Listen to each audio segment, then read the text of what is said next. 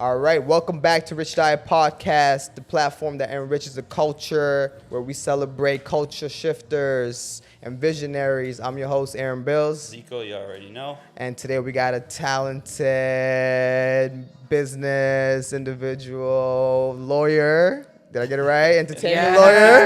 I'm like, oh, my head's spinning all over. It's been a long day. No worries. Yeah, exactly. But the one thing that really caught our attention was entertainment lawyer. Mm-hmm. We don't come across a lot of entertainment lawyer. First thing first, what do you go by? My name is Ericka Misasi, and my law firm is Misasi Legal. Misasi Legals. I love that. Has like a unique nice flow. Spice to it. Thank you. People used to always call me by my last name in high school, so if I figured if I stuck with that, people would know it was Always me. Yeah, exactly. Awesome. So you opened your own law practice? Yeah, I opened my own law firm in January of 2022, and that's because I was an artist growing up. Okay. I was a dancer for 18 years. I danced at the National Ballet School of Canada in the associate program for a bit. I went to Cardinal Carter Academy for the Arts for Theater. Played instruments growing up, photography, and I noticed in high school when I was taking a law class that there was a gap between creatives and the business professionals that support them, and I just didn't understand why that gap existed because in this industry, I think of it as an ecosystem, and we all need each other to, be able to put out our work and also to just be successful. So that's why I started Misasi Legal, because I wanted to fill that gap in whichever way I could. True. So the fact that you said you had all these different positions in life, dancer, artist, did you take any school to become a lawyer, or is this something that you just self-taught? Oh, no. You have to go through a lot of school. So I figured, did 4 years of undergrad. Okay. I did global development studies and English, and then I did 3 years of law school, and then I did 10 months, I believe it was 10 months of the LPP with 3 months of student at law placement at Heritage College for art, technology, and design. Sick. And then you also have to write 2 exams called the bar exams. The bar exams, I did that as well. And then before I launched Misasi Legal, I worked for 10 months at a cloud computing company that was about 5 years into their business, and I was the first lawyer that they'd ever had working there, which is where I really learned, how to explain to people what it's like to work with a lawyer, how to develop contracts and templates, and then I woke up one day and I was like, I want to be doing entertainment and sports. I should go do that. You didn't want to do criminal. You didn't want to do corporate. You wanted to do entertainment. I've the one of the main reasons why is because I'm very passionate about creating, but I'm also really passionate about the success of our entertainment and sports industries here. We have so much talent, and I feel like, especially historically, it's gotten overlooked, and I don't think that should be the case. There's so much that comes out of Toronto, out of Ontario, out of all the provinces and territories across this country. So I really wanted to make sure that I could do whatever part to be able to provide resources or just support it in any way I could. I love that. That's awesome. Quick lawyer question. In contract law, who usually benefits from vague language in a contract? Is it the talent or is it the company? That's a great question. And I just want to preface this by saying nothing I say here is legal advice. If you're looking for legal advice, call a lawyer. It could be me. It could be another lawyer. But that's a great question. And I think what you sort of need to think about is who's drafting the contract. Right. Is the contract? Which side? Like, is the contract being drafted by the artist side, or is it being drafted by the company side? Because usually, the party whose side is drafting it, that's the one that it's usually in their favor. True. So I would say that's the best way I could answer that. That's Okay, one other quick question for artists that are kind of just new and don't understand contracts, but is there a clause or something that you find that is always overlooked, that artists overlook, that needs to be kind of reformed or looked at, that you could think of off the top of your head?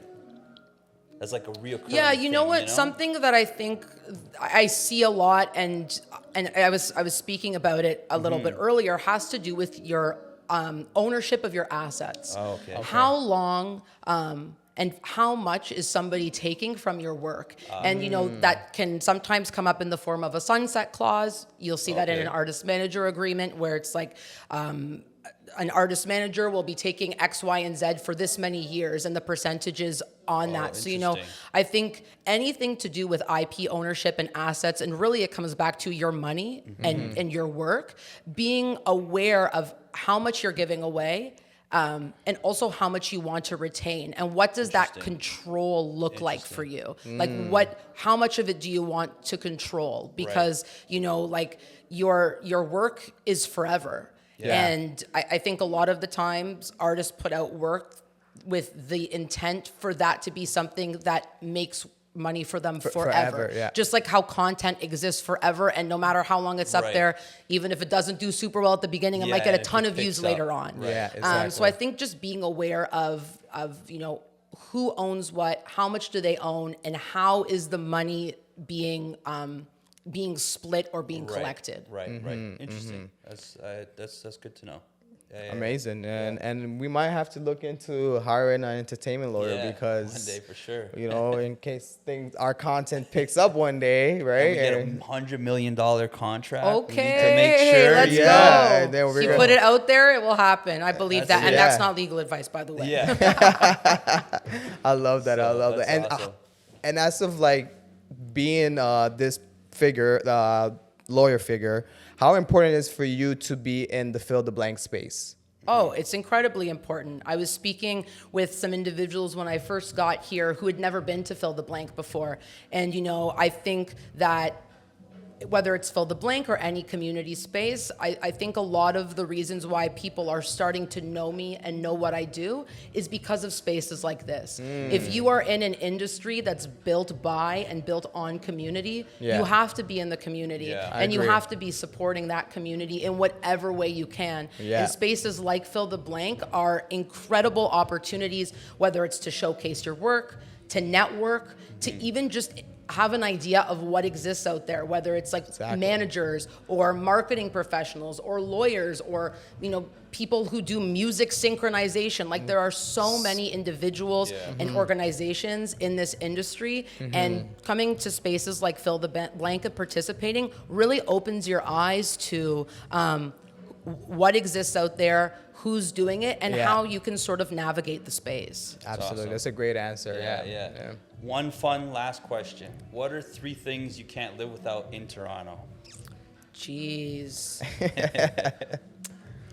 Okay, 3 things I can't live without in Toronto. One would be boxing. I've been boxing for the last 3 years, and I wasn't able to box this week, and I can feel it. I absolutely love boxing and the boxing community. Okay. Southpaw or Orthodox? I'm Orthodox, but I think that it's important to learn how to do both because you never know. You never know. Go ahead. 2, honestly, our artist scene, so much of what I do and what I care about and the spaces I spend time in are creative spaces. And I think that it's so central to this city and the culture in this city that we wouldn't be the same without it. Absolutely, yeah. Fair. And 3 would be our love for basketball. Basketball. Whether it's the Raptors, whether it's the Toronto Tempo, whether it's Canada basketball.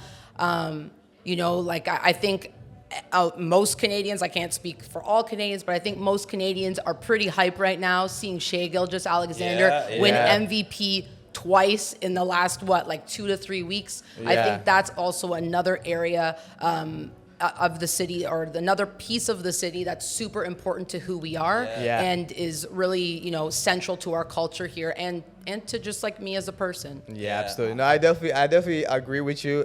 We definitely can't count on the Leafs.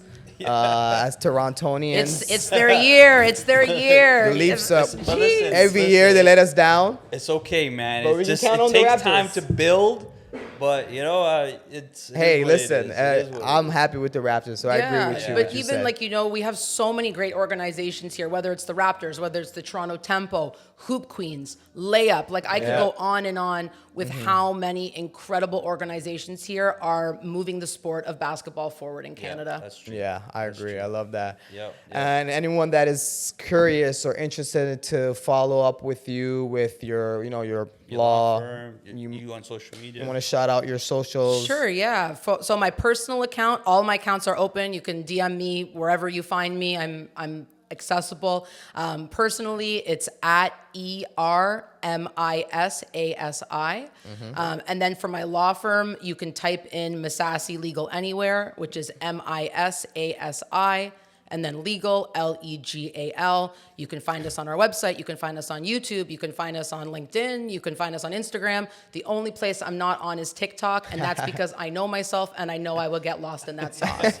So Rabbit hole. I love it. I love it. I love it. TikToks all day I love long. it. Yeah, I love it. that's I love awesome. it. No, thank you so much for sitting down with us and just sharing Appreciate some you, game with about law and whatnot.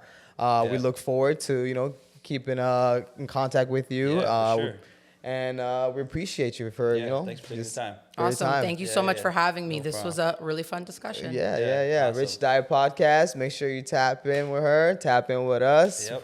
Peace and love. We out. Peace. Shit. No, thank you. That was. You definitely don't want to go to the TikTok rabbit